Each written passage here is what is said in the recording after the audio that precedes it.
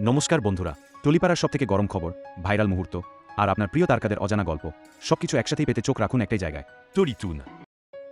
ইতিহাসের সেরা ফুলশয্যা, সাক্ষ্য ঝিলের রাতে এক্স চৈতির নাটক। তবে উচিত জবাব দিলেন সাক্ষ্য।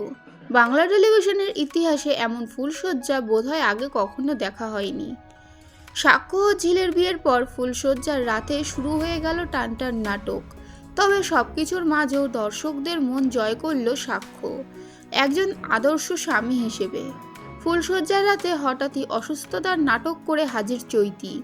উদ্দেশ্য একটাই, সাক্ষ্য ও ঝিলের বিশেষ মুহূর্ত ভেস্তে দেওয়া। কিন্তু ইতিহাস গড়ে দিল সাক্ষ্য নিজেই। নিজের এক্স হলেও দায়িত্বশীলতার সঙ্গে চৈতির চেক আপ করিয়ে প্রয়োজনীয় ব্যবস্থা নিয়ে সোজা পাঠিয়ে দিলেন নিজের ঘর থেকে।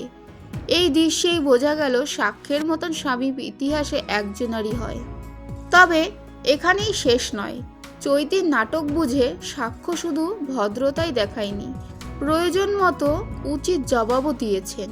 একদম ছেড়ে কথা বলেনি, যা দেখে দর্শকরা রীতিমতন হাততালি দিচ্ছেন। পরের দিন সকাল থেকেই আবার শুরু হয়ে গেল চৈতির নাটক। কিন্তু আবার আর আবেগে গলেননি সাক্ষ্য। স্পষ্ট করে নিজের অবস্থান বুঝিয়ে দিয়েছেন, ঝিলি তার ভবিষ্যৎ এবং বর্তমান। সব মিলিয়ে এই ফুলশয্যা শুধু রোম্যান্স নয়, ড্রামা, ম্যাচুরিটি আর পাওয়ার মুভের ইতিহাস হয়ে থাকলো।